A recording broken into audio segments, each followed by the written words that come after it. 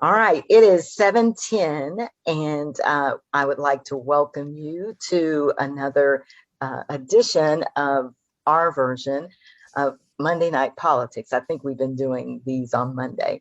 I'm Elisa Simmons, and so I'd like to welcome you guys. We had some technical difficulties. We were trying to get our moderator onto the Zoom, so he's having some Wi-Fi issues, and so we have a backup moderator just in case he zones out. We have a full schedule for you tonight. It's all of the city council races. So many people, thank goodness, people are stepping up to run. So many people have thrown their hats in the ring to serve us on Arlington City Council, and we're delighted to see that. By virtue of that, we've had to spread out our candidate forum. So we've already had the mayoral forum, we've had the school board forum, and tonight this is our forum for the city council candidates. So we hope you have come with some questions. Be sure to put those questions in the chat.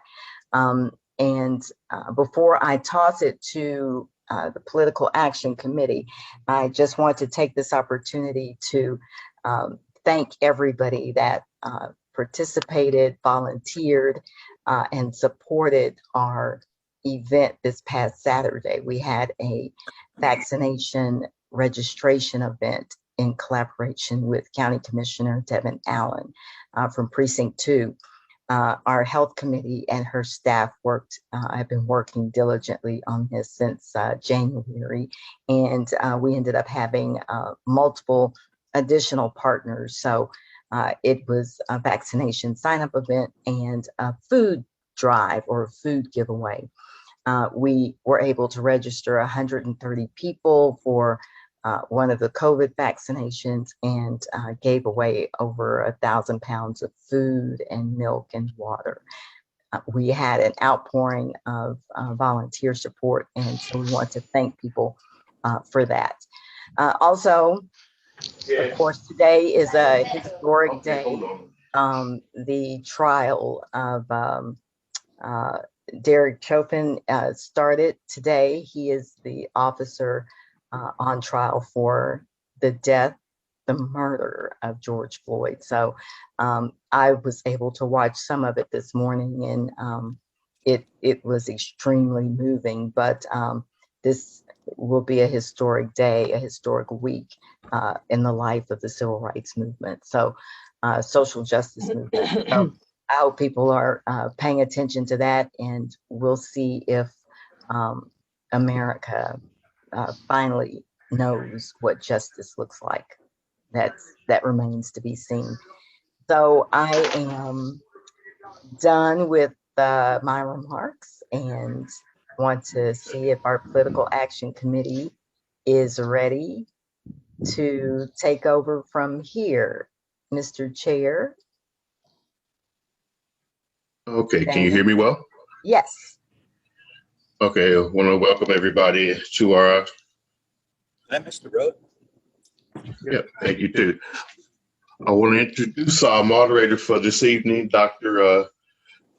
Jason Shelton. If he's having some computer difficulties, if we run out, we'll have Deborah Spell will be our backup moderator. But a brief introduction, Dr. Shelton is the Associate Professor of Sociology and the Director of the Center of African American Studies at the University of Texas of Arlington. And he's also a part of the Mayor's Unity Council. And he will be our moderator this evening. And tonight we're hosting the Arlington City Council candidates. And Dr. Shelton, are you ready? Yes, sir. Ready to go. Okay, all right. I'll let you take it away, sir. All right. Good evening, everybody. Sorry about my technology problems. You all know how it is in the modern world. Some days it works, some days it doesn't. But hopefully it'll work throughout. And if not, then Debbie is more than qualified to take over. So, and she is ready to go. All right. Thank you all again for coming. We always have a great time doing this. I always want to thank our local chapter, the NAACP, for including me on this. This is a fun time. I recognize lots of faces, and let's hop in and get busy. We're going to do this the way we normally do. Each candidate will have 2 minutes to do an opening statement. Then I also have a set of questions that we have prepared as well. Please also feel free to use the chat, type questions. I haven't seen where my good brother Maurice Washington is here. I'm sure he's here somewhere. Maurice is going to monitor the chat, and Maurice will ask a few questions as well. Oh, Billy's going to do it today? All right, Billy. Yes, sir. Yes, sir. So Billy Wilson is going to ask some of those good questions as well. So he and I will sort of do a tag team, or it may be Debbie if the technology doesn't go right. So everybody will have 1 minute to answer the questions. And I want the speakers tonight, our candidates, to use the Zoom feature that allows you to raise your hand. I'm sure you all are familiar with that is. It's usually under participants, or maybe it's under reaction. Let's see.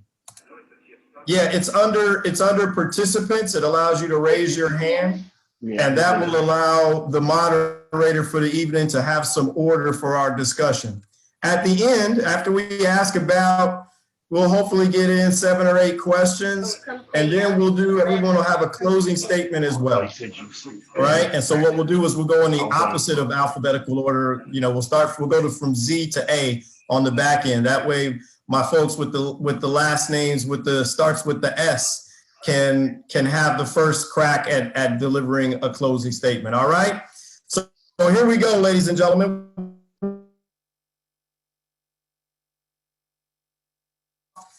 Today, again, in alphabetical order, be Saul, Brown, Dobson, Jones, Lupien.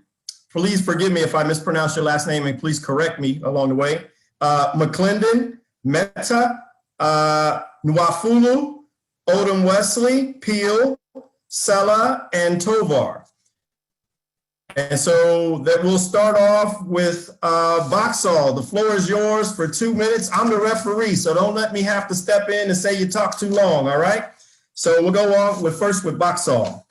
I have a question, please. Can you hear me? Yes. Is there a timekeeper? Will we be able to see the time? Do we get a warning? I will be the warner. I've got it here. Oh, Billy, you gonna do it, sir?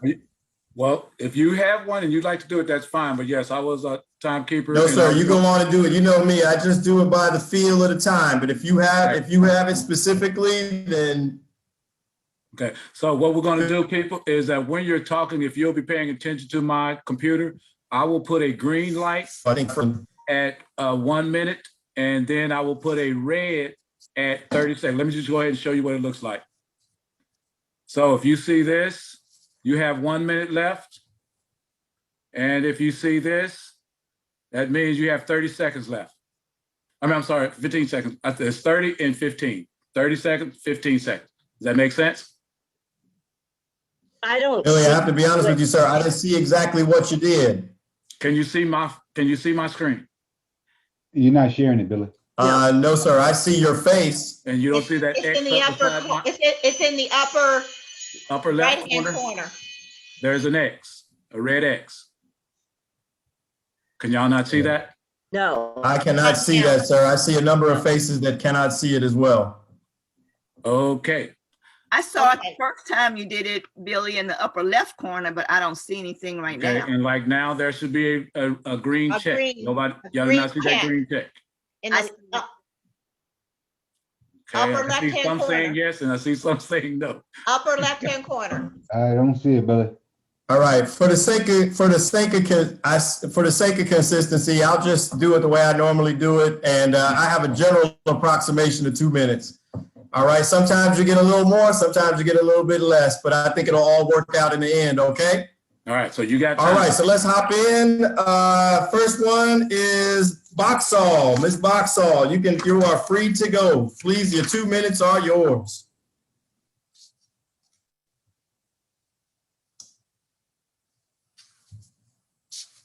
Is she here?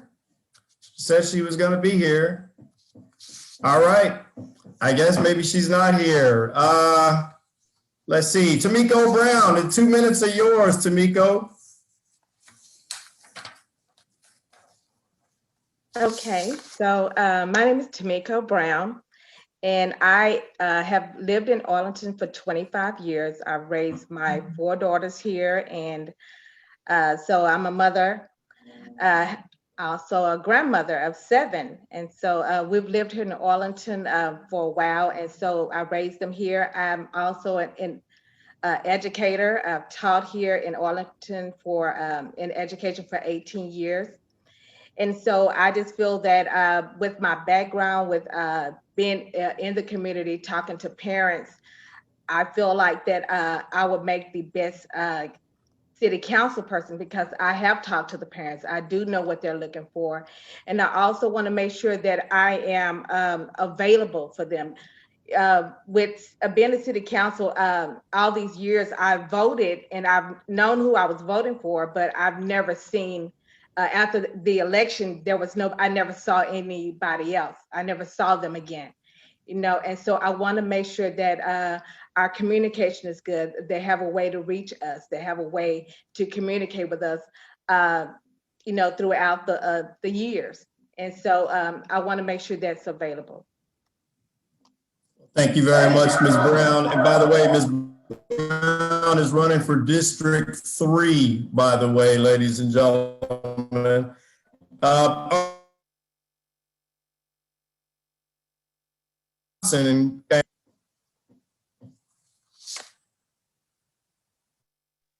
Okay, sounds like Jason is having problems. Let's just move on. Who is after Ms. Brown? Was that you, Chris? Okay, go ahead with your 2 minutes. All right, so my name is Chris Dobson. I've been running for quite a few years here in Arlington. And I think the one thing that most candidates want and most residents want is accountability for those in office. This last year during the pandemic, I've really pushed to hold more of our council people accountable in the ways that I can as a resident. I was able to get Jeff Williams to agree to an order that states that he committed felonies during his last campaign. That's on the Texas Ethics Commission's website. I have another, I believe that there was another instance in which a candidate or council person received money, this time from Moji Haddad through the Oak Hollow group. Right now, I have a remonstrance before our city council, which most people have never heard of until last week. I had not. But it allows for residents to bring complaints about the charter, the way the city violates the charter of the city of Arlington. And so I did that for 3 different causes. You know, I'm running for District 8, which represents the entire city. And it's so important to bring as many voices into this system as possible. When we have a system that appears to be pay for play, that seems to favor one group over another, it really destroys the trust of so many communities in Arlington. And so one of the things I'll do is have weekly town halls, so you can hold me accountable as we go through the next couple of years. I don't see the time. Am I getting there? I'm going to give you about 30 more seconds, sir. Okay, so let me just talk about one way I'm trying to get more people to vote. If you vote during the early voting period this year, I'm giving away as door prizes 3 video game systems. It's the Oculus Quest 2. It's a VR headset. Make sure your young adults hear about this because they do love these things. But we need to be able to actually provide people value when they vote. And this is one way I want to do it. Thank you. Thank you very much, sir. Our next speaker is Pastor Kennedy Jones, sir. The 2 minutes are yours. Your mic is muted, sir. Okay, can you guys hear me now? All right, wonderful. Pastor Kennedy Jones, and I have been here in Arlington for 35 years. I formerly moved my residence here a couple years ago. And I have worked in a lot of different areas to help support and build up this community. I set up a low-cost child care where the child care is state certified, but half the price of all other child care.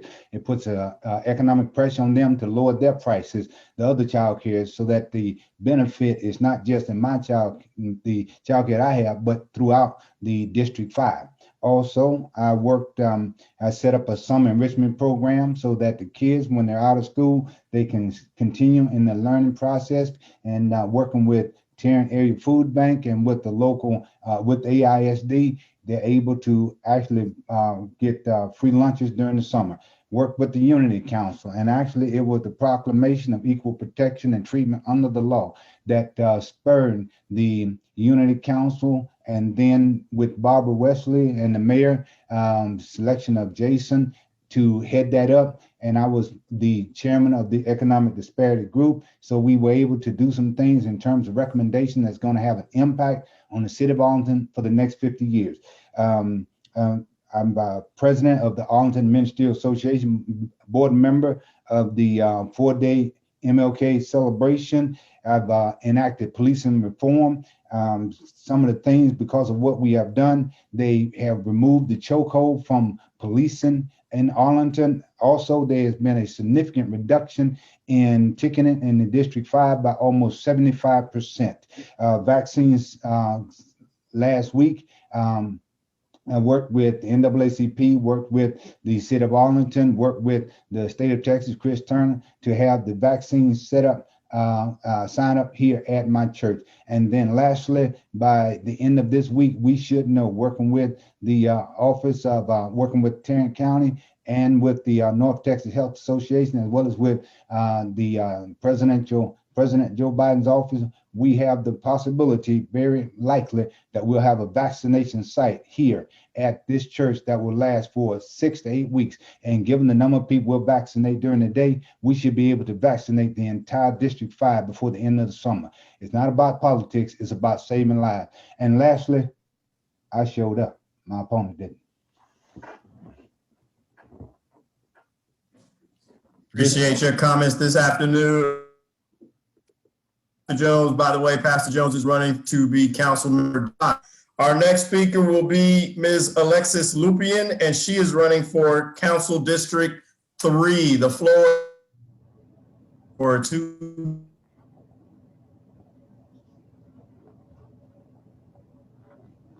Go ahead, ma'am.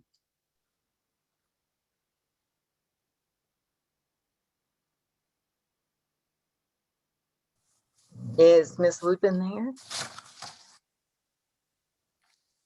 All right, maybe she's not. She RSVP'd that she was coming. We will keep it moving and move on to District 4. Mr. Billy McClendon, the floor is yours for 2 minutes, sir. Thank you, sir. Name's Billy McClendon. I pastor outside of Arlington, Denton area, but I teach in Mansfield School District. Been a teacher 20 years, coached and teaching, and live in Arlington, District 4. I'm running because I was ignited by the recent events in the last year or so, and I can't tell my people to run if I don't put an effort myself. So I just feel like I just need to make an effort to get out and run, get out, get votes, let them see that someone is here to advocate for them, considering all the things that's going on in this world the last year or so. I just believe that we have to make sure that people are represented, and I'm planning on doing that, having like Mr. Dobson, maybe town hall meetings every quarter or so, every month, once a month, a quarter, just making sure that we realize that we're here for the people. Politicians sometimes forget that they're here for the people, and sometimes get greedy and forget the main thrust of being a politician is for the people. So my website is McClendon for the People, and I'm just like Jesus. I'm here for everybody, not just one somebody. So everybody gets a voice, everybody gets a piece of the action, everybody gets something that's said to be involved in the politics and the machine of Arlington, Texas. Thank you. Thank you very much, Pastor McClendon. I know that my internet is still messed up. So Elisa, if you would like for Debbie to take over, I have no problem with that, okay? I'm doing the best I can. I wish I could control it. Mr. Peel? Being said, next speaker is called Meta. Nihal Mehta. Is Nihal here this evening? Nihal? All right. That's another person at RSVP that is not in attendance as of yet. Maybe they're having technology problems too. That's because I know I'm having them. So let's District 4, Ann Nwafulu. Ann Nwafulu. Ann? All right. Maybe Ann is not here either and will be coming late. The next one I know is here, and that is Dr. Barbara Odom Wesley, who is running for District 8. Dr. Wesley, the floor is yours for 2 minutes. Thank you very much. And thank you to the NAACP as always for hosting this forum and giving us this opportunity to speak to residents of Arlington, including the NAACP memberships. I am Barbara Odom Wesley. I'm a candidate for re-election to District 8, Arlington City Council, and District 8 is at large. So I'm completing my first term. I was elected in May of 2019. I've lived in Arlington for almost 40 years. I moved here in 1980, and I come to this position with a legacy of service and with a lifetime of service, because service is what I do. I don't accept the label of politician. I'm a public servant. I'm here to represent the people, to speak on behalf of the people, and then to try to meet the needs of all 400,000. You know, I love that we call Arlington the dream city. I just think it should be the dream city for everybody here. And that's what we've been working to accomplish. I have a lifetime of service. I retired from a 50-year career in health information management. I served in elected positions, president of the local, the state, and our national professional associations. And if my name is familiar, it's because my dad was the first African-American elected to the Arlington City Council, and then went on to be elected as mayor in 1997 and served until 2003. I'm the first African-American female elected to the Arlington City Council, and I look forward to serving you for my 3 terms. I have 3 adult children. My husband and I, Curtis, have been married 38 years, just celebrated our anniversary. And we have 3 adult children who grew up in AISD schools, and now they are prosperous in 3 different states. So I think what's important is to bring the voice of the people to City Hall and implement policies that make a difference. At the top of my priority list would be recovery from COVID. We have small businesses who have struggled, many who may not even be able to come back from the limitations and the closures of the pandemic, but working to elevate, to support, and celebrate our small businesses is a top priority for me, and recovery for COVID for individual families as well as for businesses.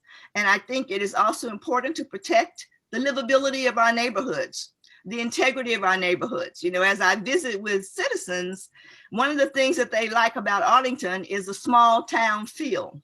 And even though we have 400,000 residents now, we want to protect that sense of community. We want to make sure that our residents feel safe in Arlington, that they are able to pursue their dreams in Arlington, that they're able to enjoy amenities here in Arlington. And that reminds me of recovery for the arts. We need to help Theater Arlington and the other arts that we have to maintain our culture here.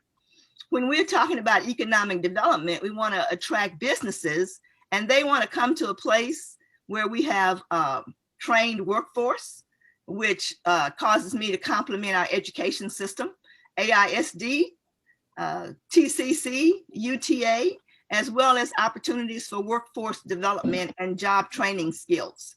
So we want to maintain a city that people will be proud to live in, that our children would be proud to graduate UTA and make their homes here, a place where you can community. Is that appreciate it? I was trying to wave to you, but your time is just about there. I give you 10 seconds to wrap up. Oh, I got 10 more seconds. Okay. I think that that summarizes. I'm looking forward to the other questions, and hopefully I'll have an opportunity to share the other things that I look forward to continuing to work on. Thank you, Dr. Shelton. Our next speaker is Andrew P. for re-election in District 4. Hi there, I'm 2 minutes Andrew are yours, Peel. sir. I'm the incumbent office holder for District 4. I was born and raised in Arlington. I was born a month before the Rangers got here in February 1972. I went to Ditto, Young, and Martin. And I went down to Austin for an undergraduate degree and a law degree and moved back here with my wife, where I was a prosecutor for a few years. For the past 25 years, I've been a partner in a law firm practicing construction law, representing small to medium-sized businesses in the construction industry. I love Arlington, and having grown up here, we've seen a lot of changes. I ran for council because I think Arlington's existential crisis is its aging 60s, 70s, and 80s homes that need new families to move into them and spend their own money to fix them up to keep our city healthy and strong. And to that end, in West Arlington, where I was born and raised, I've seen a lot of changes. And a lot of the new families that are buying our houses and becoming important parts of our community in West Arlington are from the communities of color. And to that end, I feel it's incumbent upon me to carry this around wherever I go.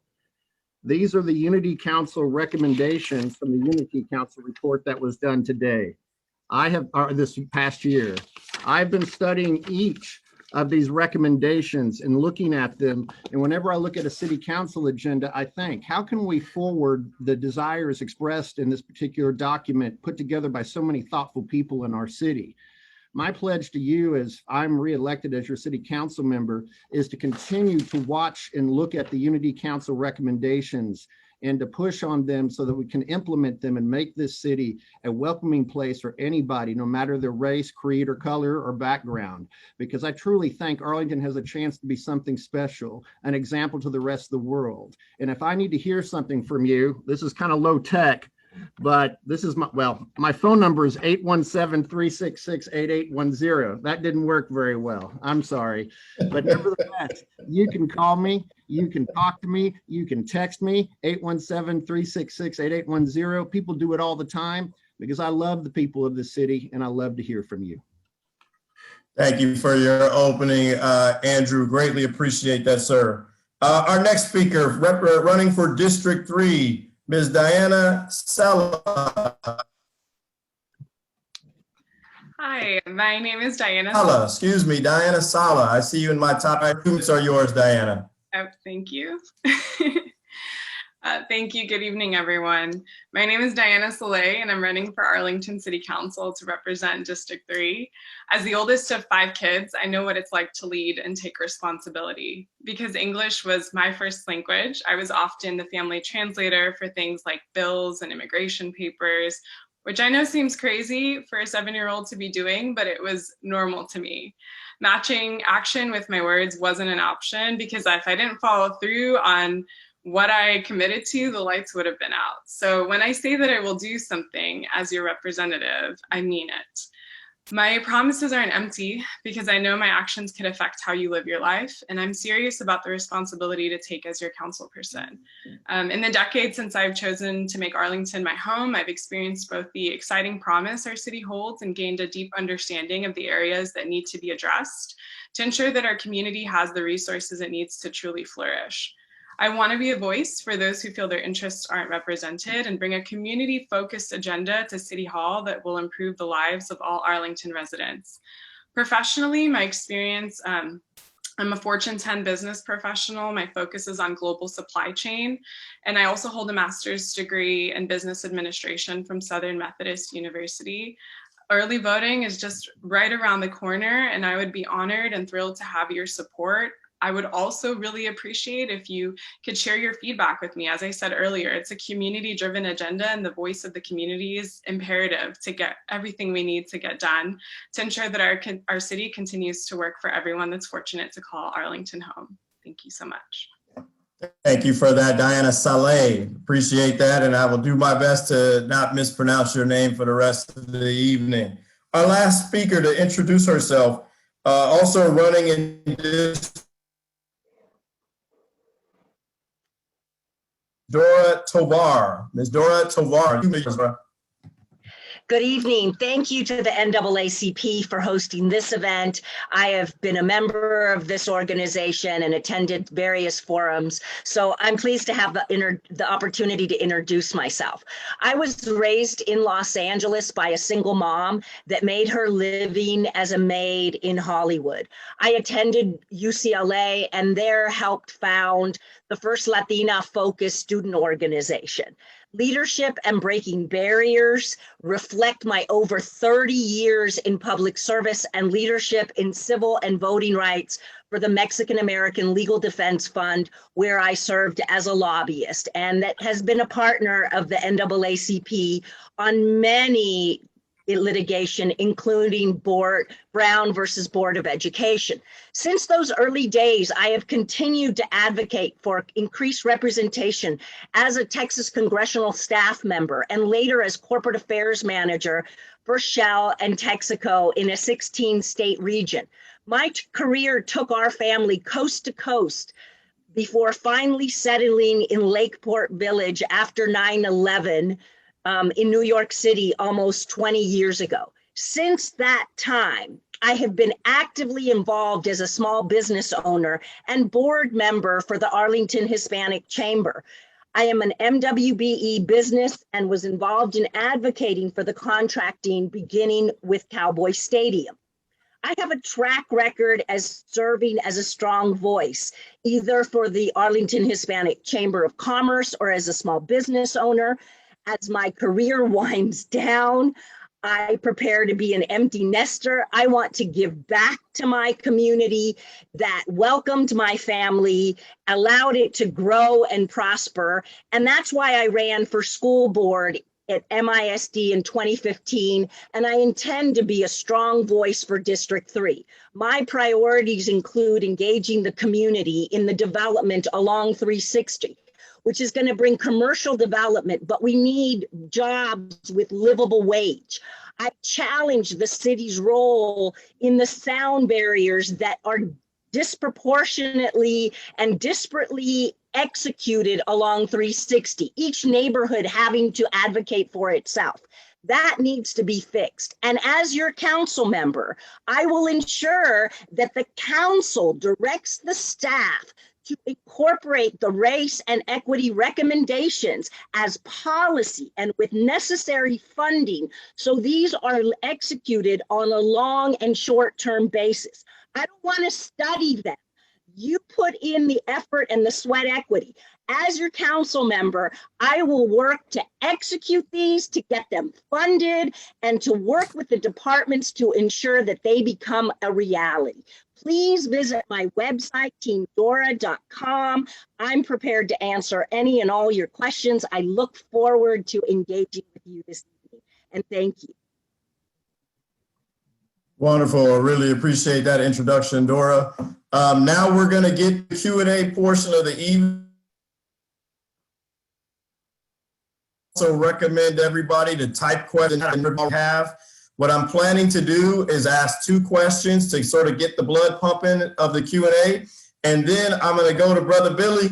And Billy, you can pull a couple of questions out, and I'll trust you to follow your intellectual ideas about which questions you think are most applicable this evening. So I want to sort of go back and forth. I've got questions as well. To get things moving, remember, we can get as many people in, and please use the raise your hand feature under participants. All right. First question that I have for you, a few of you have already sort of addressed it, but not all of you, and it's okay if you don't have to answer every question for the sake of time. But this question, ladies and gentlemen, involves your top 3 priorities as a member of the Arlington City Council. What would be your top 3 priorities if elected or re-elected? And again, some of you have addressed that, which is fine. If you want to have another minute to reinforce that, Dr. Barbara, you can feel free to do that. But here we go. Let's raise our hands and see who's ready to hop in. I see Diana Sala is first. Diana, you've got 1 minute, and then Dr. Barbara, we'll go from there.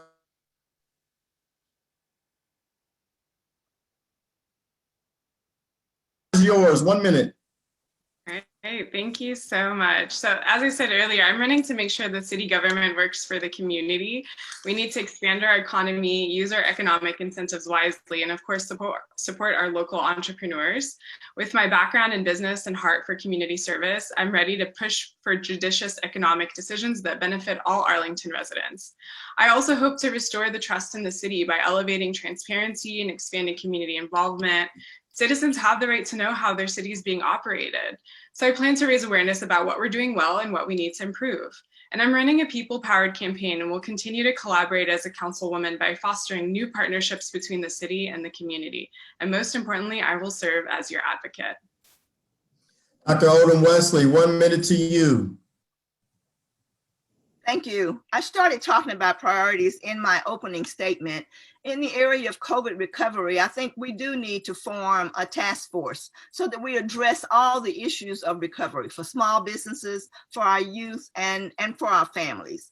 And I guess the most important thing that we need to do, and some have mentioned it, is to implement the recommendations from our Unity Council. And that would lead to the development of a racial equity plan in Arlington. I was the one who worked to develop those resolutions for equity. And I was in the midst of writing one because of direction from the National League of Cities. And that's when the George Floyd incident happened. And because of that, the city council wrote two equity resolutions. And one of them resulted in the formation of the Unity Council. And they have recently delivered to us about 60 recommendations. In the area of housing, we need housing choices for our residents. And I talked about attracting businesses. We need housing for the entry-level employee as well as for the executives in the C-suite. The pandemic shone a spotlight on the inequities in health and wellness. So we need access to health and encouragement and initiatives that would promote a healthier lifestyle and develop health literacy among our residents. In the economic disparities, breaking the cycle of poverty, that alone is a huge task, but we need to take it on so that we don't fall into the crises that can form when the majority of your residents live below the poverty level. Education and workforce training, that's a tool to get out of poverty so that people qualify for higher paying jobs, and then they can attain a higher level of living. And then the last one I'll mention is regional mobility. And I don't see a timer. I don't know if I'm out of time. Is that a minute? All right. All right. Andrew Peel, you have the floor, sir, for 1 minute. All right, thank you very much. As chair of the council's Economic Development Committee, as I read the Unity Council report, I saw a lot of alignment between the long-term goals of economic development in this city and rehabilitation and growing economic growth in seriously underserved communities in Arlington. We're about to have a major tool coming, $17 million a year to our Economic Development Corporation, and we need to use that money to invest in businesses all over Arlington, including communities of color, in a way that they have a halo effect and lift up the homes surrounding them. I'm committed to doing that. I think that's an important part of what we need to do in Arlington because we're built out, and in many ways, we're going to have to demolish old structures and create new opportunities in parts of Arlington. Also, I believe that we have to implement in full the city's first citywide drainage and flood control program plan, something I helped work on and shepherd through because we have flooding problems throughout Arlington, including communities of color in Arlington that threaten people's homes, and we must keep people safe. And then finally, a minute, this is hard. I really tracked the recommendations in the Unity Council's report regarding public safety, especially when it comes to officer mental health. I think what we need to do is make sure our officers have a level head when they deal with people throughout our community, that they don't feel stress and pressure because they're in the presence of a stressful situation. That means that another officer has to feel brave enough to step in when one other officer maybe isn't having his best day and make things stop, because I never want to see anything that happened in Minneapolis happen here. We need to police ourselves and control ourselves, and that means starting with officer mental health. I see you have a.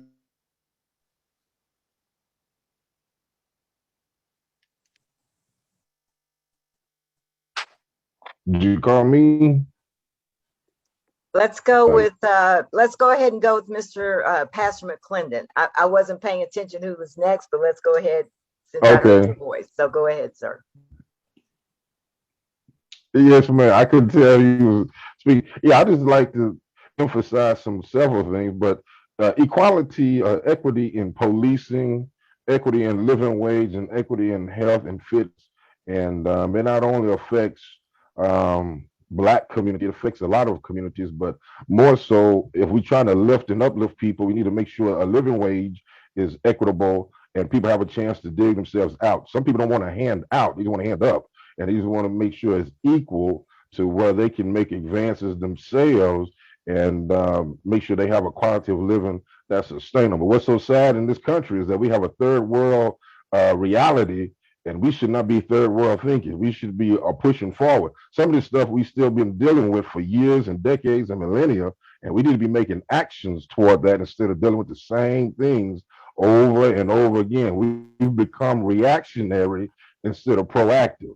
And I just think in dealing with policing, Mr. Peel put on that, and we good to see you again. Mr. Peel put that, we need to make sure we have, and I said this the other night at a gathering, we don't need to defund, we just need to reimagine policing, especially when it deals with people of color. We always get threatened because police always come in with guns a-blazing. Instead of taking time out to de-escalate, we always escalate it. And we always lose lives because of that. So equity in a whole lot of areas, but policing and living wages and health and wellness. Am I back now? Am I back now? All right. I thought it was Kennedy Jones, Pastor Jones, then Dora Tovar, and then Chris Dobson. So Kennedy Jones, sir, you've got a minute. All right. COVID-19 would be my top priority, and I'm already working with the state of Texas, with the federal government to bring in testing to the church, which would vaccinate roughly about 1,000 people a day, and that would last for 6 to 8 weeks, in which we would be able to vaccinate the entire District 5. And then also we could help to lead the city of Arlington with other churches and other facilities to do the same thing, so we could actually get more people vaccinated quicker. Then the other thing is economic disparity. I participate now. So I was the chairman for that subgroup, and so doing the things that the recommendation, enacting those recommendations that would reduce the economic disparity that we have. And then lastly is affordable housing. We need, the only way you can have affordable housing, we've got to have more housing in the city of Arlington. That's the only way it works. And whether that's you're talking about apartments, whether you're talking about duplexes, condos, we need more housing. And it is to work within the framework we have and maybe change some of the ordinances we have so that we can increase the number of housing units we have in Arlington. Thank you very much, sir. Ms. Tovar, the floor is yours. Thank you. I want to talk about how all of these issues like housing, just tonight, a developer had a community meeting about affordable housing and senior housing down on Mansfield Webb, which is going to create a lot of traffic. I have heard from neighbors already. Not one of my opponents are engaged in any of those discussions on development.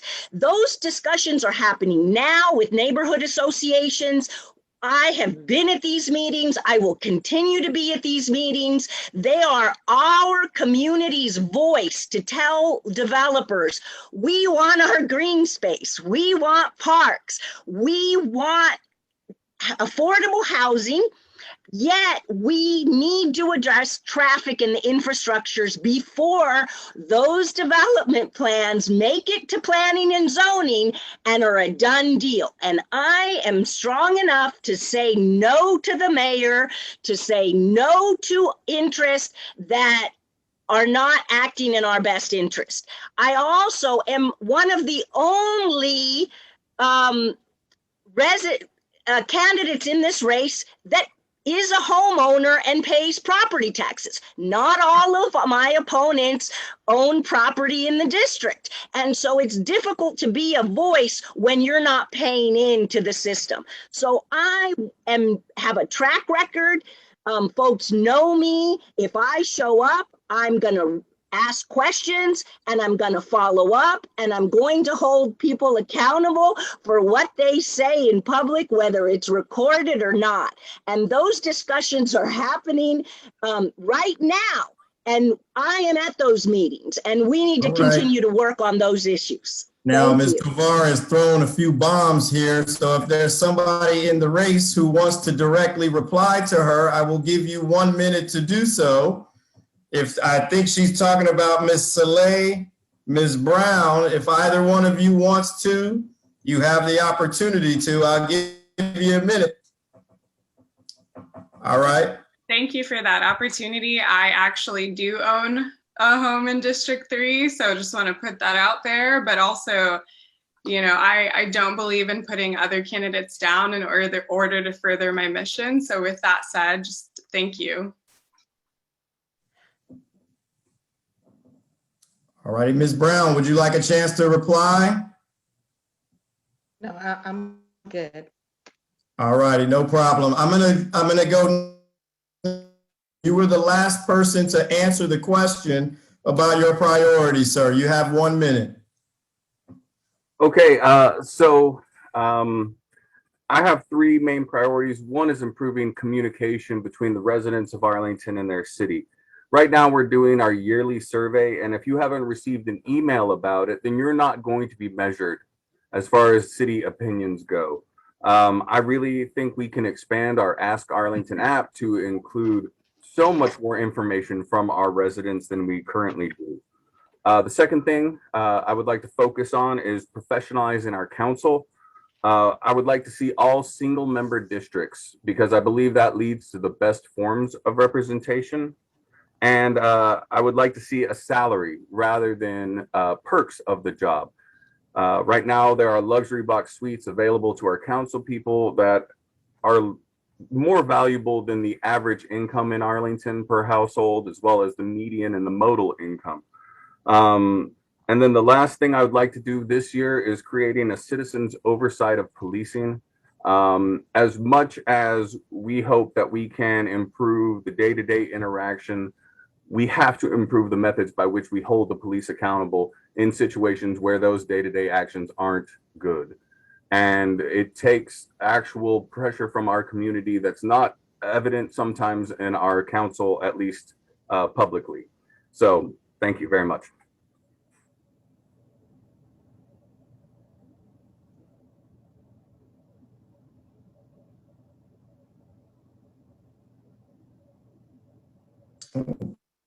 Looks like Jason is frozen. Deborah? The next question.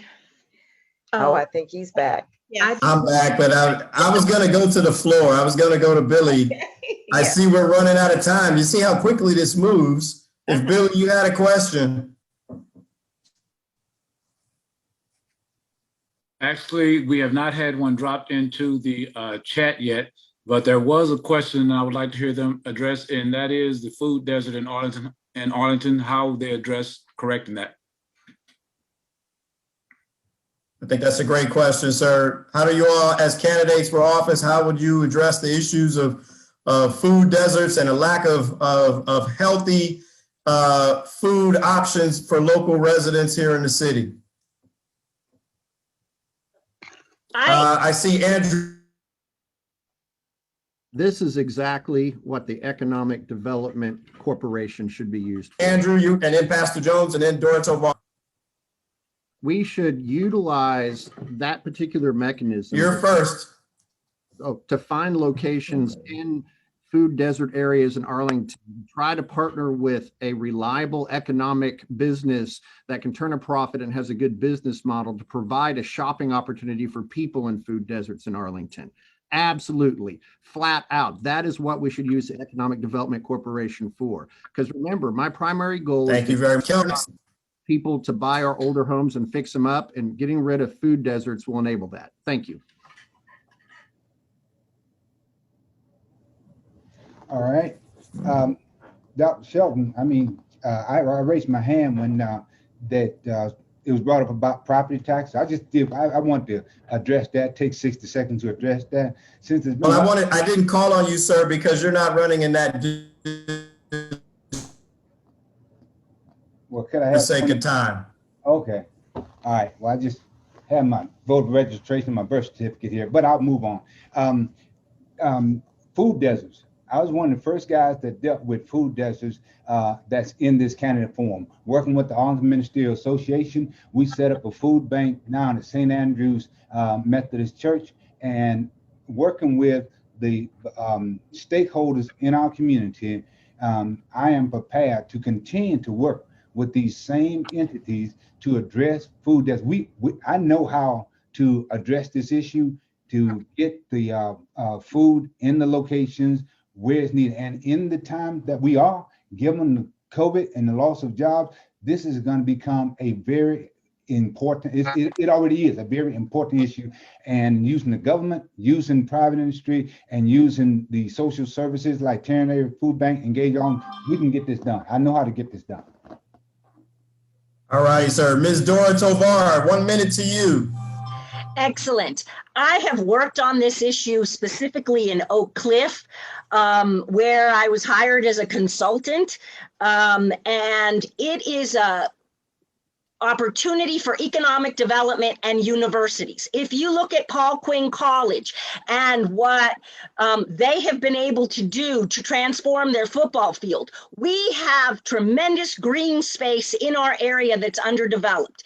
And we don't have to say yes to every development plan. We can work on the food desert initiative by not just working with religious organizations, but working with our universities that already have a successful model. So I don't need to reinvent things. We have tremendous models. I have worked with the League of Cities in organizing and recommending policy, and that's what I'm going to do. Bring my experience on day one.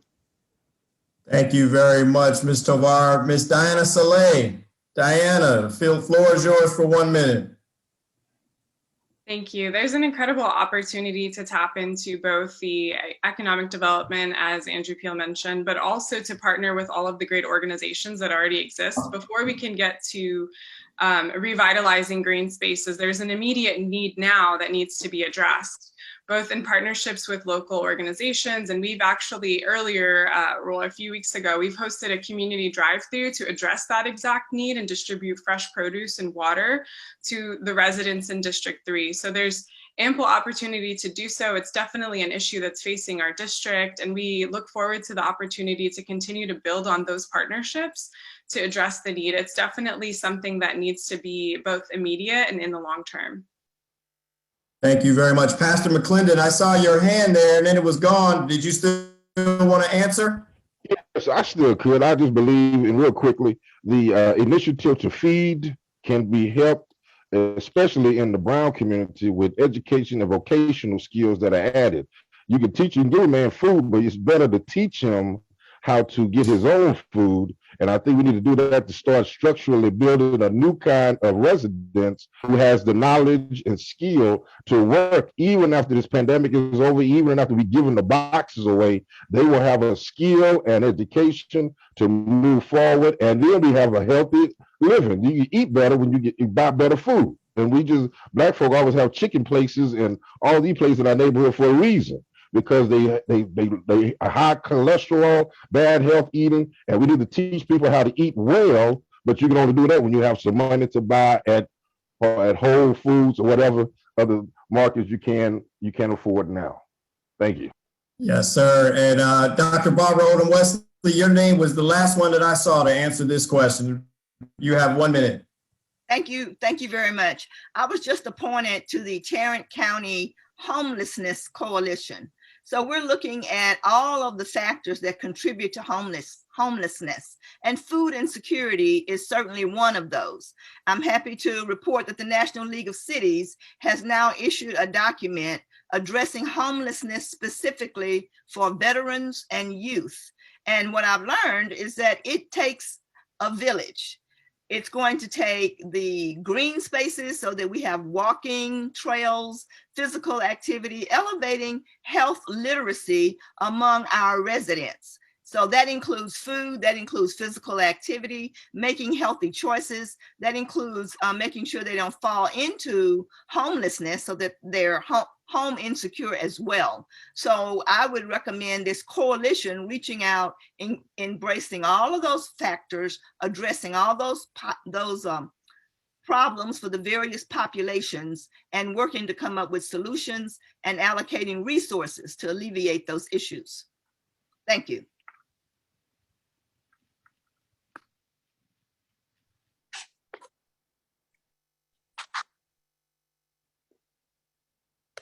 Looks like Jason is. Okay, if I can offer another question. Alisa, you're muted. Do you see the question in the chat, Billy? Yeah, that was the one I was just getting ready to go to. Awesome. All right. We have a question in the chat, and it's if you could address the Strategic Energy and Mobility Initiative. And what I'm guessing they're talking about is how we're going to be moving to these new electrical cars and stuff as far as our mobility. And then also as part of that, it asks, and especially in keeping in mind that General Electric is going to be going mobile. I mean, I'm sorry, GM is going mobile, not General Electric, GM. Deborah, you want to go ahead and take them through? Okay. Let's see who's raised their hand. Let me see.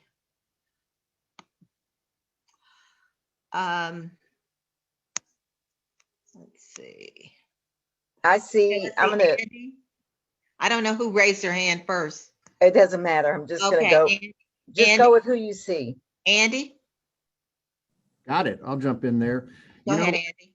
As we go ahead and address the change to renewable resources to propel in our electrical cars as well as our entire city, we need to be planning right now to integrate and make space and construction that we do in Arlington for these technological advancements. That means researching how electric cars will be charged. Like there may be a possibility where you will park your car in a parking space at a city facility over a charging grid and that your car will charge from the bottom up. We need to design future facilities with provisions for installation of that type of technology. Further, we need to look at transitioning city vehicles as it becomes economically feasible to more renewably resource run type vehicles. We already use a lot of natural gas vehicles, but it'll be time soon to move our police cars and police forces to electrical vehicles. Now they have to be make economic sense and be reliable, but the good news is that electric cars have fewer moving parts and will be more reliable in the future. And as well, whenever we construct a facility at the city, we need to make sure it's LEED certified as an environmentally friendly facility and to continue to explore ways. I mean, environmentalism is not a zero-sum game. There are ways where we're going to implement environmental policies that can be a win-win for the city and save the taxpayer money going forward. And we should actively investigate and look at those opportunities, incorporate those into our future planning, because it's good for the city, it's good for the planet, and it's good for our citizens. And again, we want young families to buy our old houses and fix them up. They will come even faster to a city that cares about environmental issues and keeps the air in their neighborhood safe for them. Okay, thank you, Andy. Barbara? Thank you. I have served on the Regional Transportation Council, and we are moving with our regional mobility plan for 2040. And electric vehicles will be the primary mode of transportation within the next decade or two. So we're going to improve the quality of our air, because North Texas has been downgraded from moderate to serious when it comes to the quality of air. And one of the things we must do is reduce congestion and reduce the number of gas emitting cars on the road. Another issue related to transportation is regional connectivity. Of course, we're looking at autonomous vehicles within Arlington. We just launched Rapid on last Wednesday, which provides transportation through UTA and the entertainment district. But the connection from Dallas to Arlington to Fort Worth and ultimately down to Houston, down to Austin and San Antonio, that is coming. And we want Arlington not to be the hole in the donut. We want to be a part of this system. We want to participate in the system, make sure our residents are regionally mobile throughout the North Texas region. Okay. And who? I can't see who else. I know there are two other people, but I can't see who they are. Chris Dobson and Dora Tovar is who I see. Okay, Chris. So the city of Arlington recently gave a tax abatement to GM that totaled about $230 million. I hope our city does not again overextend itself in order to make a company profitable, like we've done with the Rangers, like we've done with the Cowboys, DR Horton. It goes on and on. When we talk about electric cars, though, I really have a question why we haven't been using GM vehicles for our VIA program. They're produced in town by Arlington workers, and it would just make sense as a good fit rather than some of the Mercedes Sprinter vans and other vehicles we've been using. But as we do transition, the state of Texas is going to be dealing with a large gas tax issue. And so I would hope, oh, do we need to move on? Sorry. Go ahead. Okay, as we're moving along with electric vehicles, we do need to make sure that as much as possible, we make it available to everyone to bridge the transportation divide that exists within Arlington. While we can add larger vehicles where demand is necessary, I think we have to really be looking at that via data to make sure that we're getting rides and getting people where they need to be as efficiently as possible. Okay, thank you. Diane? Dora, you mean? Oh, Dora, I am so sorry. Dora. Yes, I am pleased to be able to share that I worked several years ago on the North Texas Clean Air Coalition. This was a purely volunteer initiative with business, as Dr. Wesley has alluded to, that we are challenged somewhat in Arlington by being that donut hole. And in order for all of these plans to work, we need to catch up. And the research from VIA is critical to finding out how that's worked. And we need to, again, focus on bringing in the private sector, like we did with the North Texas Air Coalition, to bring down our air contamination levels. It is really unacceptable. A lot of cities larger than Arlington do a much better job because they're working with private industry, and we're expecting those businesses to be good corporate citizens and sign on to this agreement. Those are the kinds of initiatives I would bring back. With regards to diabetes and healthy eating, I have the privilege of developing a culturally competent program for Black and Brown folks with limited education on diabetes education with Pfizer 10 years ago. That was approved by the Public Health Association. Those programs need to be brought to the community. Thank you, Ms. Tovar. Thank you. Pastor Jones?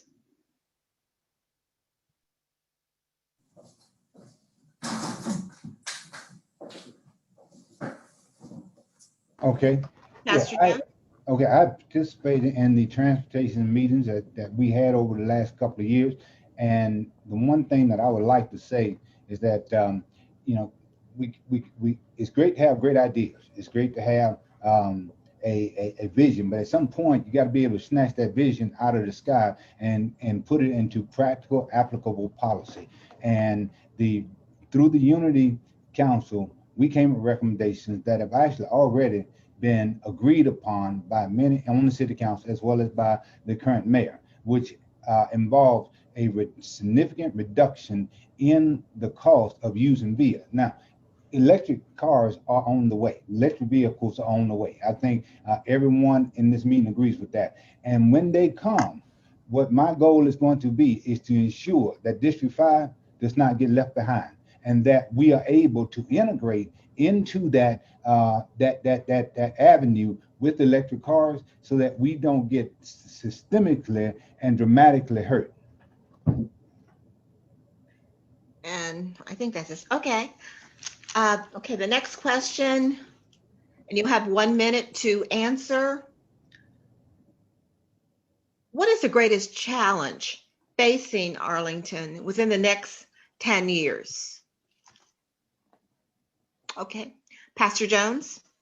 Okay, I think It is the reason why I chose the economic disparity group to be a part of that, and it was fortunate to be the chairman of that, is because I believe that the greatest threat to the city of Arlington is the economic disparity between those that have so much and those that have so much less. And we have to address that. Now, having grown up in the country, what I know is that if you want to turn a herd, whatever it is, a herd of cattle, a herd of horses, you've got to find the lead horse. And if you turn the lead horse, you can affect the behavior of the rest of the herd. Arlington City is the lead horse in this city. Between them and Jim, and if we can increase the kind of diversity in his business practices with subcontractors, along with General Motors, we can affect the economic diversity for many of the groups that have so much less to change their fortune, and that's going to make us a stronger city. And that's what I would work on. Okay, thank you.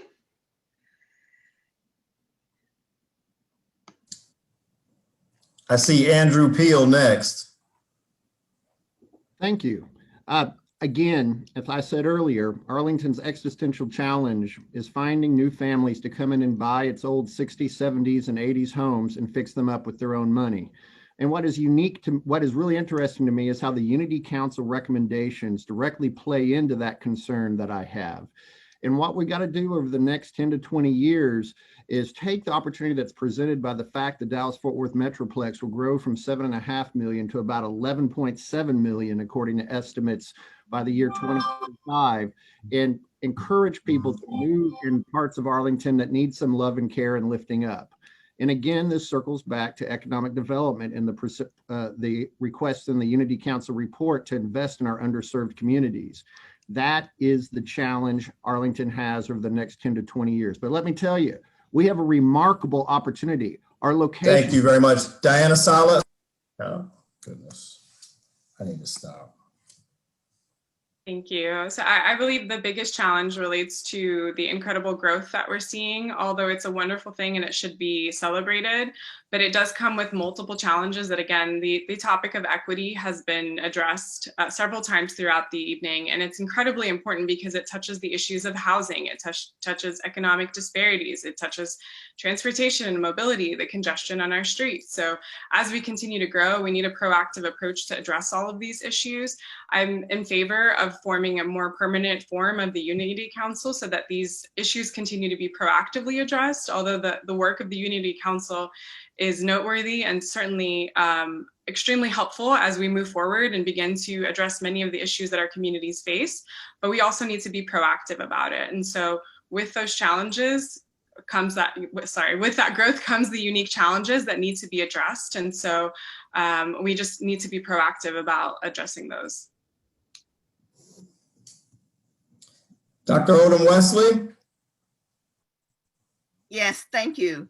And as several have mentioned, the forecasted growth in the North Texas region is going to be our biggest challenge over the next 10, 20, and 30 years.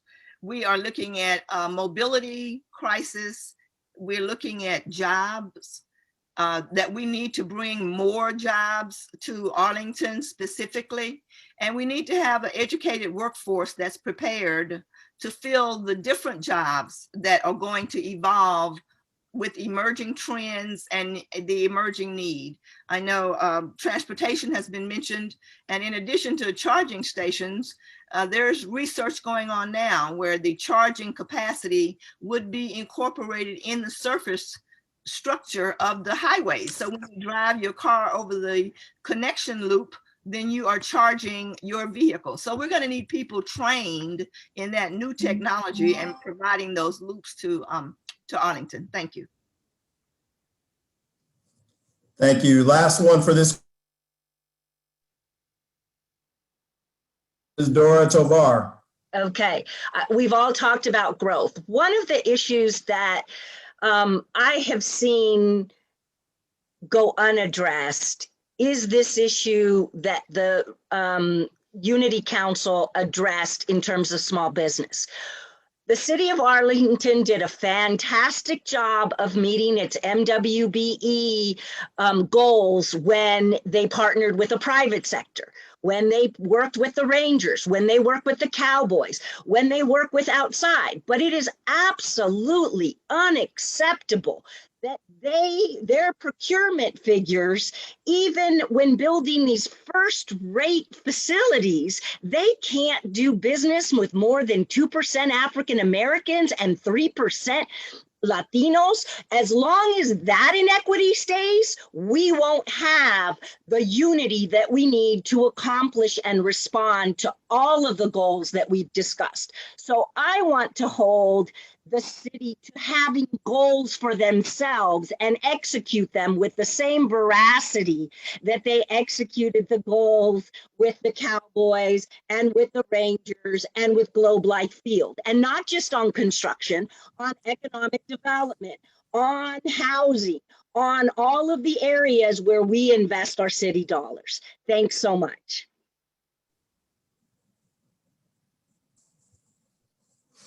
All righty, thank you. I think it's time to go back to the floor. I see some great questions that are there from James Geyer-Kovic and from Syed Hassan.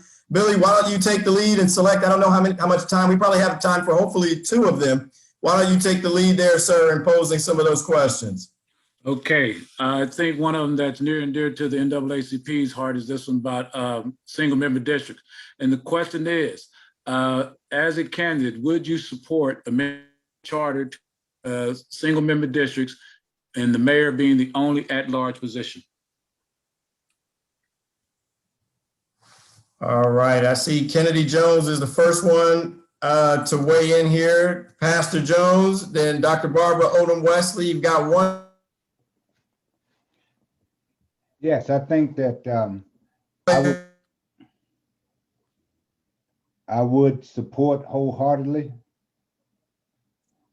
Okay, yes, I would support wholeheartedly single member districts. I think that actually would improve the representation of the people of Arlington. So yeah, I would support it 100% with the mayor being at large. Dr. Barbara Odom Wesley, you're next.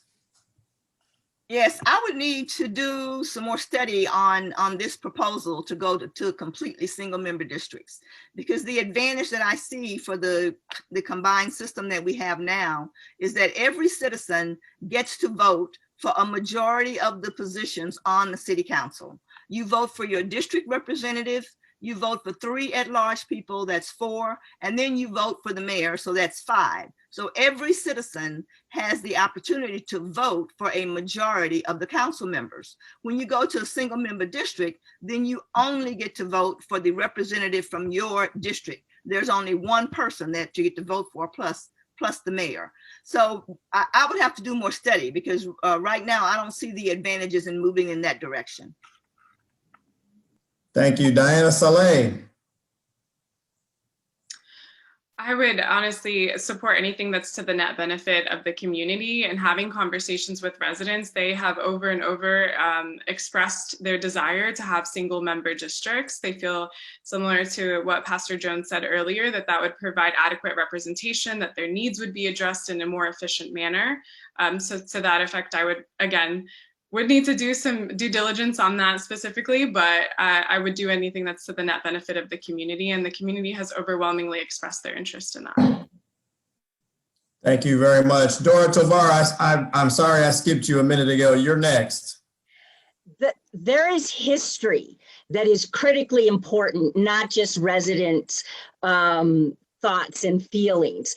About single member district. A municipality our size, with the kind of assets that we have, should be a single member district, and I would support it. I have testified before the Texas Legislative Redistricting Board about this. There is one challenge that I think is very significant with regards to Dr. Wesley's district. I did my master's degree on redistricting, so I know it like the palm of my hand. And most municipalities who have districts, single member districts, whether it's the city of Los Angeles, the city of Houston, they divide the assets that right now reside in Dr. Wesley's district. So it would cause all districts to be redistricted so that all members have some portion of the entertainment district. And that is usually a very difficult process when you divide a district that has all of our financial assets in one district. And that's one of the reasons that single member districts make sense, but it is a challenge in how we divide those assets to the benefit of all residents. So it is going to require a lot of study, but I would support single member districts. Dr. Odom Wesley, she called your name and mentioned your district. If you'd like 1 minute to reply, you may have so. Well, I think Dora mentioned resources being concentrated in the entertainment district, and which is actually in District 5 or 1. Now it is in District 1, but that does not mean that the sales tax revenue and the resources that come from the entertainment district can only be spent in District 1. They are spent district wide. We have one city operational budget, and all the money goes into that fund for the entire city, so that one district doesn't benefit over another district based on the amenities that are located in that district. Thank you very much. Hey, Billy, I see some more questions that popped up.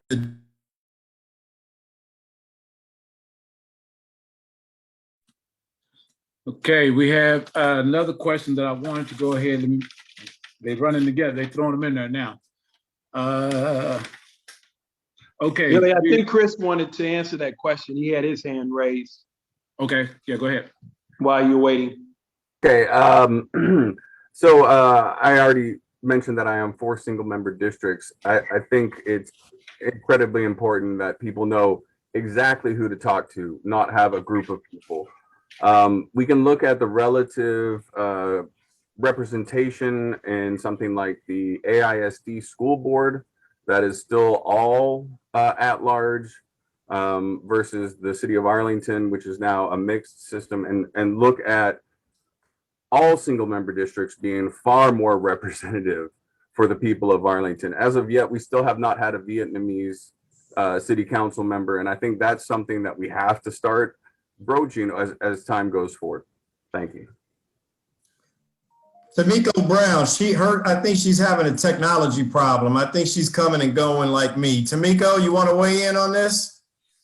Yes, I see somebody ask why I'm not answering anything. I'm wondering too, but towards the district having someone for each one of the districts, I think that would be a good idea so they can focus on that area. And so be more available for its communication, for its reaching out to the community a little bit better. So I think if it was like that, I would vote for that. You know, I would be in agreement with having a separate district. Everybody would want being a single district person. That way we can focus in on the community a little bit better. Very good. Thank you very much. Billy, I'm going to hand the floor back to you, sir, for a question there. You're muted, sir. Thank you. Madam President has put a question in, and so let's go with this one. While there is much focus on the George Floyd case, what do you know about APD lethal force cases in recent years between March 2015 and September 2018? The NAACP supports a citizen review board with subpoena power. What do you know about APD lethal force cases, and where do you stand on the implementation of a citizen review board?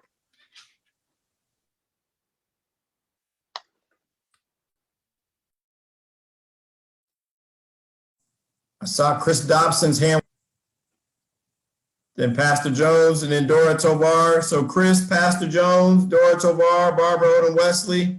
Everybody wants some of this one. Here you go. Chris, the floor is yours. 1 minute, sir. I hate to go a little bit outside of the time frame reference, but we've had more cases even recently that used police force that left our residents dead. And while we have seen incidences of accountability with Valtran and I'm sorry, I'm forgetting the name of the officer that was involved in the Margarita Brooks shooting.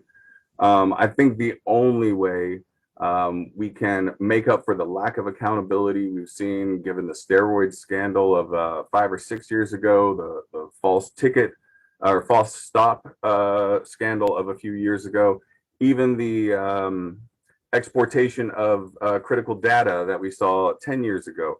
We have to have a citizens review board because we are the only people that can hold the police accountable. And it has to have real power, not just on individual cases, but across policing as an act, to make sure that we implement the standards we need and we can improve accountability in the ways that we see fit.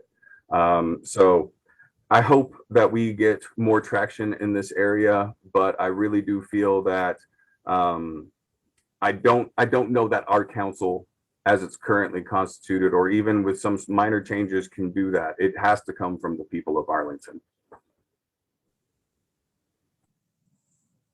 Thank you very much. Pastor Jones, the floor is yours, sir, for 1 minute. You're muted, sir.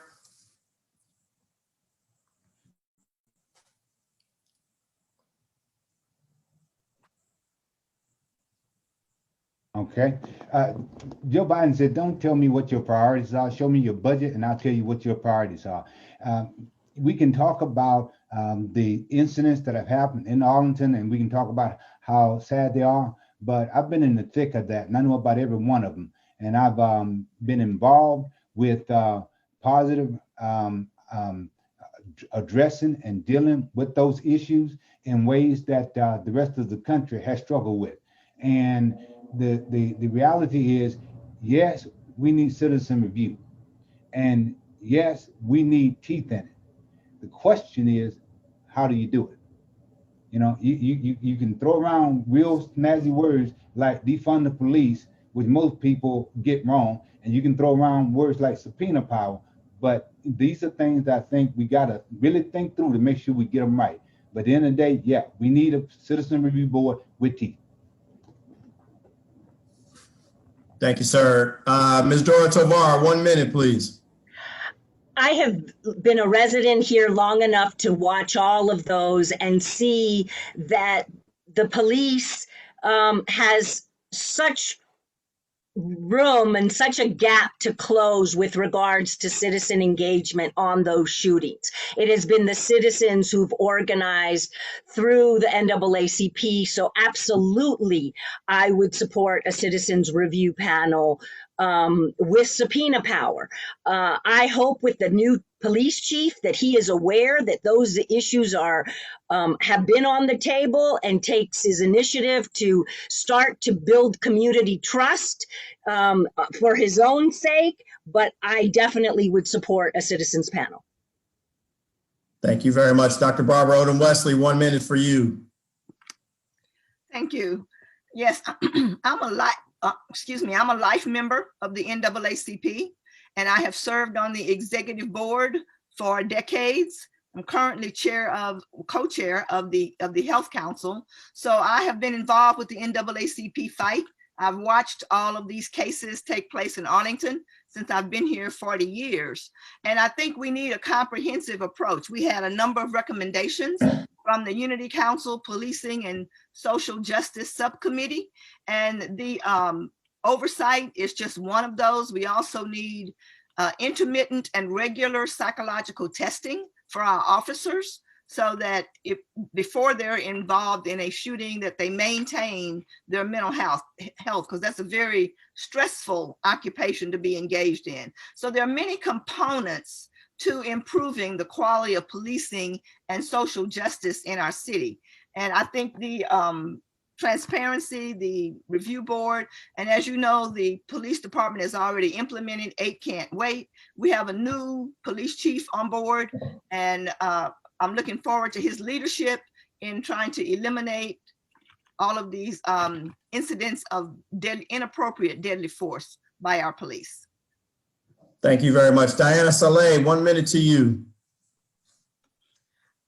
Thank you. I also have been very vocal since the very beginning of my support for a Citizens Review Board. I think not only does it restore trust within the community and the folks that are here to serve it, but it also gives us an opportunity for accountability. Our new police chief, Al Jones, has also expressed interest in addressing the issues and acknowledges that there are issues with social justice issues that need to be tackled. And so I'm definitely in support of that.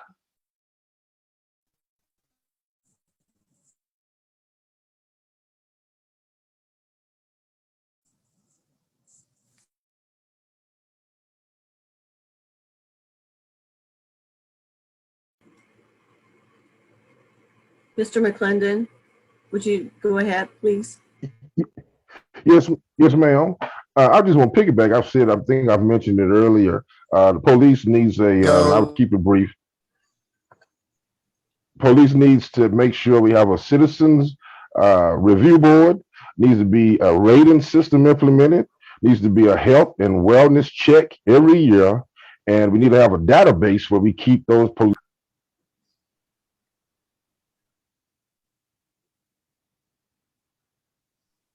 Sir, you put yourself on mute. Yeah, you muted yourself. Mr. Pastor McClendon. Okay. Go. So. Oh, there I am. Can you hear me? Repeat what you just said. Yes, ma'am. I said we need to have a citizen review board. We need to make sure we have a health and wellness check for each police certified as like a teacher would be. There need to be a national database. If Arlington is not has a database, it needs to be a national database to participate with to make sure police who have passed the wellness check or who have offenses is in a database. And we need to make sure the rating system has a rating system that will, if a police has had an incident, because a lot of police will be like teachers, and they go to a different city and just kind of get undercover. And we need to make sure we have a rating system so when they leave or come back, they have something in the system to say they had committed this offense, they had a problem with this, and that'll cut down on a lot of issues maybe going forward.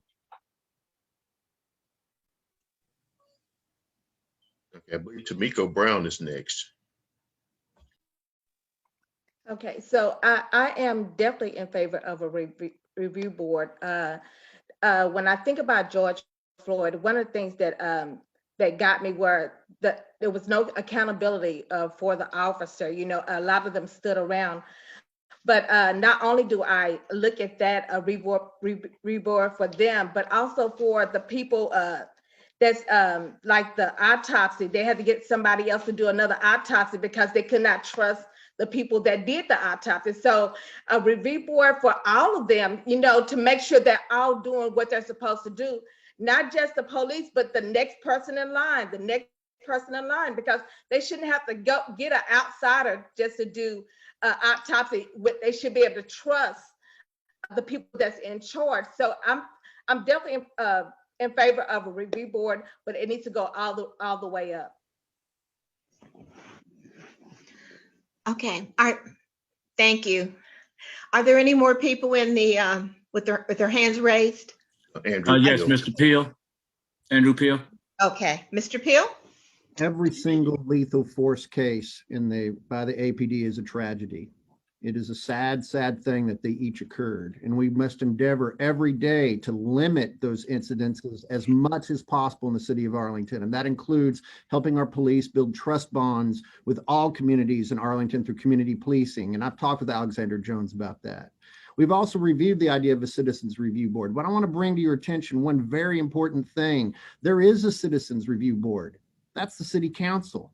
I have sat in executive sessions and I've heard myself and my council colleagues ask the police chief tough, hard questions about unacceptable conduct by Arlington police officers after reviewing videos that are frankly very, very disturbing. And we will continue as the city council, and if reelected, I will continue to ask those tough questions because it is my job to represent the citizens and hold the Arlington Police Department accountable for how it interacts with all the people of this city, no matter where they live or what their background is. So I want it, even while we talk about Citizens Review Board, we, in my mind, have one already. each member of the council, and I promise you that each member of this council has been asking tough questions and holding APD accountable and working with them to ensure a better relationship between APD and the community. And we will work on that every day that we're in office. Thank you, Andy. Pastor Jones?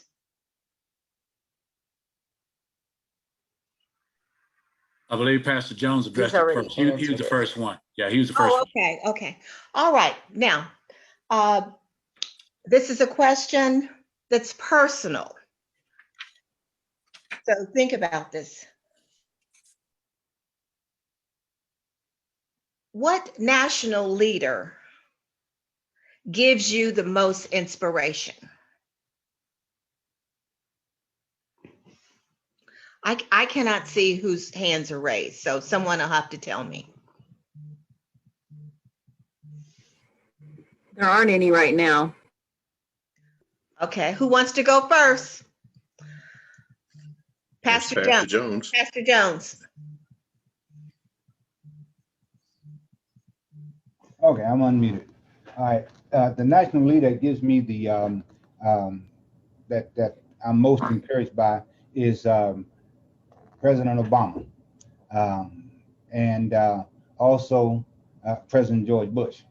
And the reason why is because both of them were compassionate individuals. They had very their values may have been different, but I believe they truly cared about the American people, both of them. And I care about the people of District 5, irregardless of what their ethnicity is, their religious background. I have been in the mosque and spoke to the Muslims in the mosque. I have been in the synagogue after the Pittsburgh shooting to encourage the people there at the synagogue in District here in Arlington.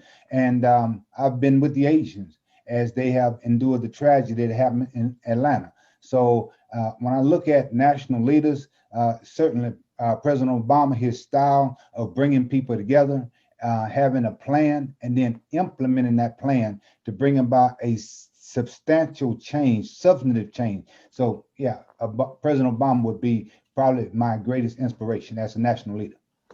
Thank you. Okay. Chris Dobson, I think, was next. Who? Chris Dobson. Okay, Chris, which leader? Select one leader, please. Okay, then I'm gonna go with Senator Nina Turner. Former Senator Nina Turner worked with the Bernie Sanders administration. She has been an absolute flamethrower of bringing these awkward questions to the people that can change them. She has never been at any time fearful of what the results will be. I think that we need more of that in our society. Everybody gets held accountable, even ourselves. Thank you. Thank you. Ms. Tovar? Yes, I think for myself, I have, it's a tie, but Kamala Harris, being a minority woman to serve in the role of vice president, with her background and the tenacity of taking that Senate experience and applying it to difficult issues, that she is now leading the charge on the immigration and potentially comprehensive immigration reform that we have needed in this country for the last 2 decades. So that is my national leader. Thank you. Ms. Odom Wesley, and then Mr. Peel. Well, Dora Tovar took my choice, Kamala Harris. That's okay. For all of the reasons that she mentioned, and additionally, I'm a lifetime member of Alpha Kappa Alpha sorority, and Kamala Harris is my sorority sister. So proud to see her break that glass ceiling. So proud to see her overcome her humble and disadvantaged beginnings and show all of us, inspire all of us to achieve all that we can and make a difference for people. Kamala Harris. Thank you. Okay, Mr. Peel.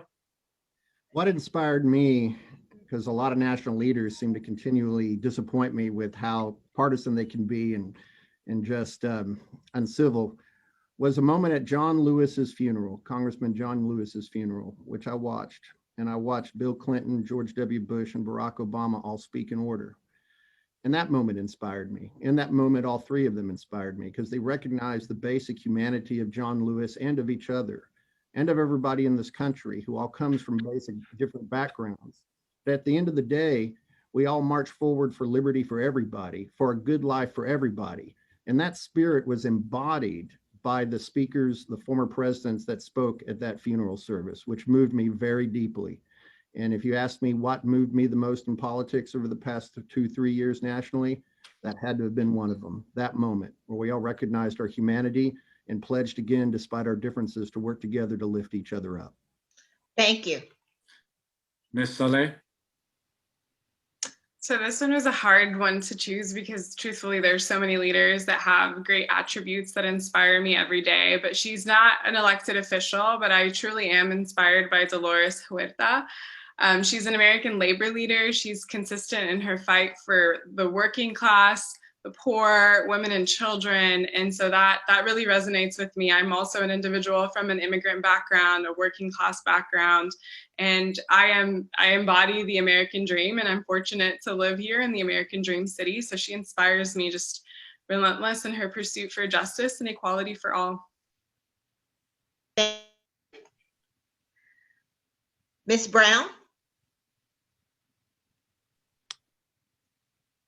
I would say, well, just really to Michelle Obama, how she was able to, even being attacked, she still rose up. And also, even after they were left the White House, she was still trying to build women up. And that's what I like about her. The women empowerment that she has constantly continued even after leaving the office. So I would say her, because that's one of the things that I do like to do is empower women to be the best, do everything they're capable of doing, and everything that they told us that we couldn't do, that we can do it. So she's the one. Thank you. Reverend McClendon? Yes, Mr. Peel, I knew I liked him when I met him the other night, but he took some of my thunder with Congressman John Lewis, and I'll just be brief. John Lewis represented the tenacity, the veracity to keep on going despite being obstructed almost within the inch of his life, and keep on going and make good trouble. And I like to see that because I'm a rebellious soul at heart. I'm like, Jesus made good trouble. John Lewis made good trouble. And I believe we have to do that in order to make change in this world. Somebody has to go and stir the hornet's nest. Great, thank you. Dr. Shelton wants to thank everyone who participated in the Unity Council. I was one of those participants. Pastor Jones was a participant as well. It was a great honor and pleasure to work with Dr. Shelton. To all of the participants, tonight's Okay, Damon told me he wanted one more question. Oh, he wants one more question? Okay. Yeah, he said we have one more question. Oh, you've got one more Second question? wrap up. Yeah, and actually, if we can kind of wrap up with this, and it's kind of going into what she's saying. So the question is, since we've been talking about the Unity Councils, what areas of the Unity Council do you see as most important and how you would implement them? And then we could also get in Mr. Saeed's question, which is focusing on transportation, which is very important. So if you could kind of get that transportation in there along with the Unity Council stuff, that would be great.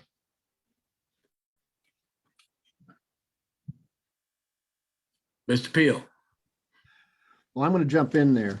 Like I said, when I started this particular interview tonight, I've been carrying around this list of all the recommendations from the Unity Council with me for weeks and looking at it in context of everything that comes before the City Council.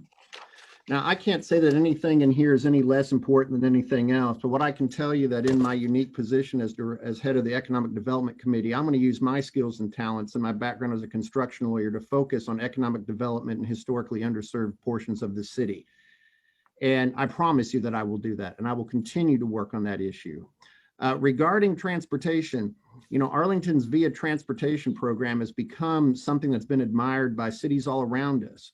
And I think what's going to start happening is that cities all around us are going to enter into agreements with Arlington, so VIA becomes a truly regional transit alternative for everybody, because it's financially viable for us in a situation where our sales tax cap is maxed out. And I'll continue to develop and explore opportunities for VIA to serve people who have less economic means than others, to get them the jobs so they can lift themselves up and control their economic destiny. All right, thank you. Ms. Odom Wesley, I think you're next. Yes, thank you. I think everything in the Unity Council is certainly important, but if I have to choose the most important thing, it's the establishment of the Diversity, Equity, and Inclusion Department for the City of Arlington. Because once we do that, then we make sure that we monitor in an ongoing, regular, routine basis the disparities in the City of Arlington. It has to be an ongoing process. And another theme that I saw in the Unity Council recommendations was communication. And that is a huge challenge, because we have one segment of the population that's technologically savvy, and then we have another set that wants to get their news on the bulletin board at the grocery store. So meeting the needs of all of our citizens and communicating, making sure that they all have the information they need to live their best life, that's going to be the challenge. All right, thank you.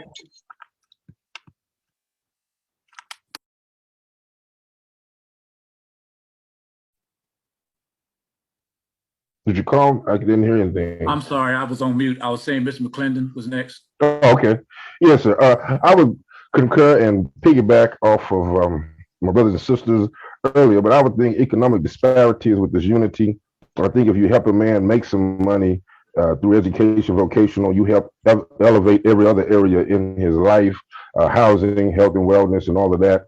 And then the transportation situation I mentioned the other night, we don't need to close the door on any type of transportation, meaning we need to look at all avenues and see what fits Arlington the best. During this pandemic, I know we mentioned it's kind of hard to get a good grasp on what transportation will look like, because we've been all locked in for a while. So you don't have a chance to see how it looks on a busy scale. But I think we look at everything and then come to a decision that helps and benefits everybody in that transportation department. Thank you. Okay, Brother Jones, Pastor Jones. Okay. Yeah, Brother Billy, I appreciate you. Okay. The recommendation that Councilman Odom spoke about, Councilman Peel talked about, you guys, that recommendation came from me. And that recommendation was me working with a group of folks that were from diverse backgrounds. Some were hyper conservative Republicans, some were very liberal Democrats. And what I was able to do is to merge the two together, so that we got a recommendation by looking at the humanity of the people in District 5 to say, you know, what's best for the people, and to be able to get there. And we got there. And when it comes to transportation, we recognize that it doesn't do a person much good if he's got a job and it's on the other side of town if he can't get there. And so another one of the recommendations was to reduce the cost in District 5 for using VIA.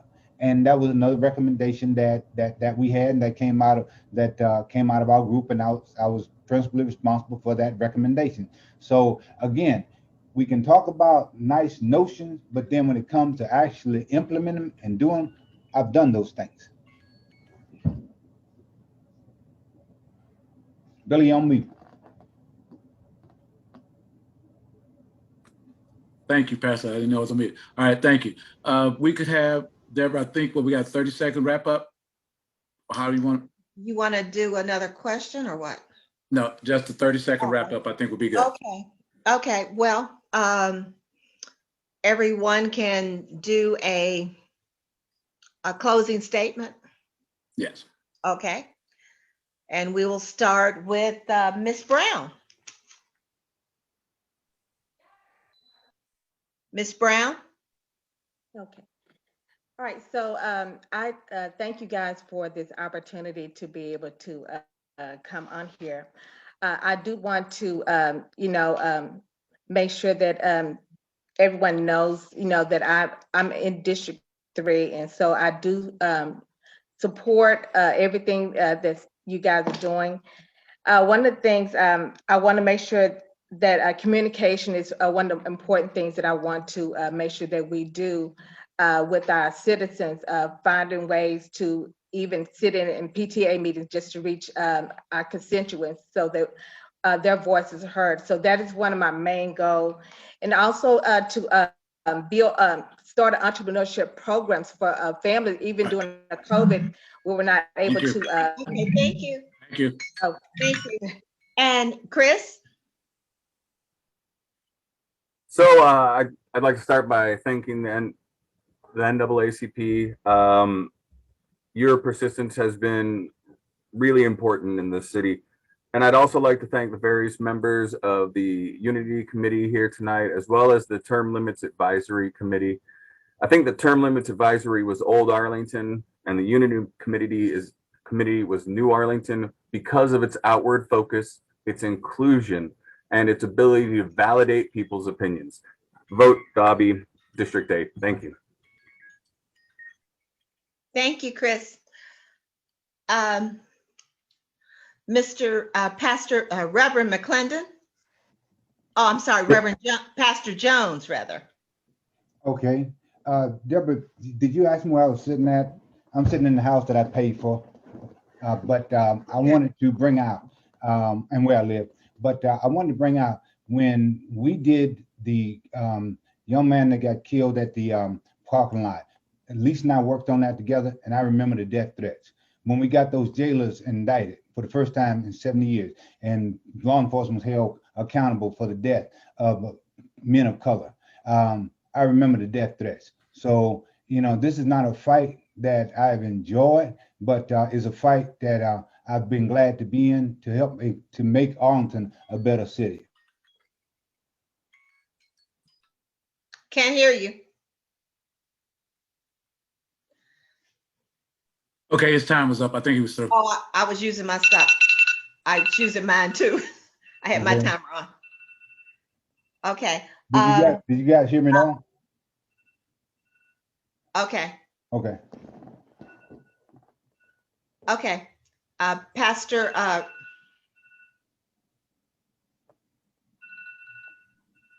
McClendon. Yes. I just want to say that thank you all for having me and inviting me for the NAACP. I'm from Austin transplant, so I've lived in Austin 17 years and moved here recently to coach and teach for Mansfield ISD. But I compared it to because they come similarly like college towns and the same problems most of the time in one city is the same you have in another one. So I just feel like if we move forward together, we can make Arlington a great place to live. I don't like to give promises, but we'll do the best we can for the people. thank you. And Andy? Again, I'd like to say my phone number is 817-366-8810, and any of you can call me or text me at any time. That worked. I also want to say that as I commit to you that as moving forward, what I told a group of young people of color who marched out in the Kroger parking lot off Pleasant Ridge during their Black Lives Matter march. I went out and I passed out water to those people, and they asked me to say a few words. And what I said was, somewhere in this crowd is a future mayor of Arlington. And you have to get ready, because when I'm 80. Okay.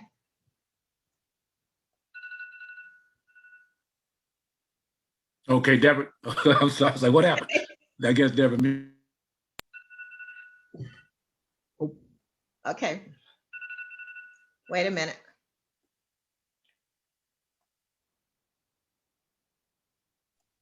I didn't mess up, did I? Billy, you're on mute. Yeah. I'm sorry. Okay.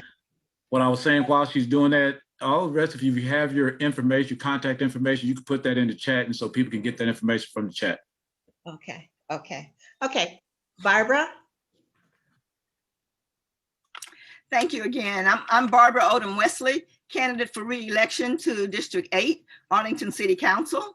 I have the endorsement from the Arlington Police Association, the Arlington Professional Firefighters, the Young Men for Arlington, the Arlington Board of Realtors, the Tarrant County Central Labor Union, and the Black Moms and Ambassadors of Mansfield. I've earned that endorsement because I can represent all the people. You've seen my work. I am purposed, prepared, and proven. Thank you. And Diana?